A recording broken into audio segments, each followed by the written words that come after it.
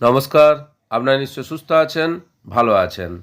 গত 14/5/2026 তারিখে government of West বেঙ্গলের ব্যাকওয়ার্ড ক্লাসেস ওয়েলফেয়ার ডিপার্টমেন্টের পক্ষ থেকে একটা গুরুত্বপূর্ণ নোটিশ প্রকাশ করা হয়েছে, যার memo number 1033/ACCY/BCW dated 14th May 2026। Secretary to the government of West বেঙ্গলের পক্ষ থেকে district magistrate of all district অর্থাৎ সমস্ত জেলার জেলাশাসকদের উদ্দেশ্যে এই বিজ্ঞপ্তি দিয়েছেন, যার সাবজেক্ট হচ্ছে reverification of caste certificates issued since 2011 including those issued during Duare Sarkar programme.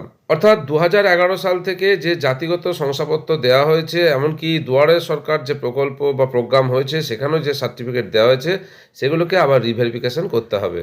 আগের সরকারের আমলে অর্থাৎ 2011 সালের পর থেকে যত জাতিগত শংসাপত্র জারি করা হয়েছে সেগুলির রিভেরিফিকেশন করা হবে, এমনটাই সিদ্ধান্ত নিল রাজ্যের অনগ্রসর শ্রেণী কল্যাণ দপ্তর।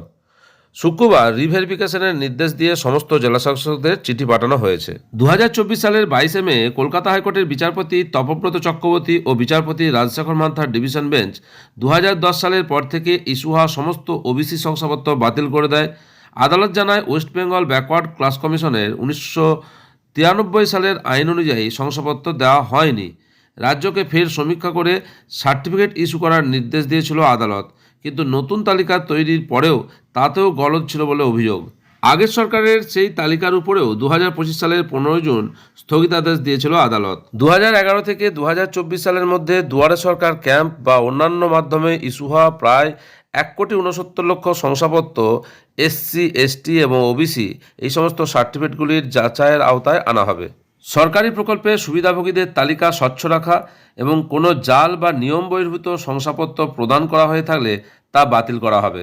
2011 সাল থেকে বর্তমান সময় পর্যন্ত এসসি, এসটি এবং ওবিসি সহ রাজ্যের সমস্ত কাস্ট সার্টিফিকেটের রিভেরিফিকেশন বা পুনর্যাচাইয়ের প্রক্রিয়া শুরু হতে চলেছে। নথি যাচাইয়ের মাধ্যমে জালিয়াতি রোধ ও স্বচ্ছতা বজায় রাখতে অনগ্রসর শ্রেণী কল্যাণ দপ্তর অর্থাৎ ব্যাকওয়ার্ড ক্লাসেস ওয়েলফেয়ার ডিপার্টমেন্ট এই উদ্যোগ গ্রহণ করেছে। এই সংক্রান্ত যে নোটিশ সামনে এসেছে তা আপনাদের সঙ্গে শেয়ার করলাম।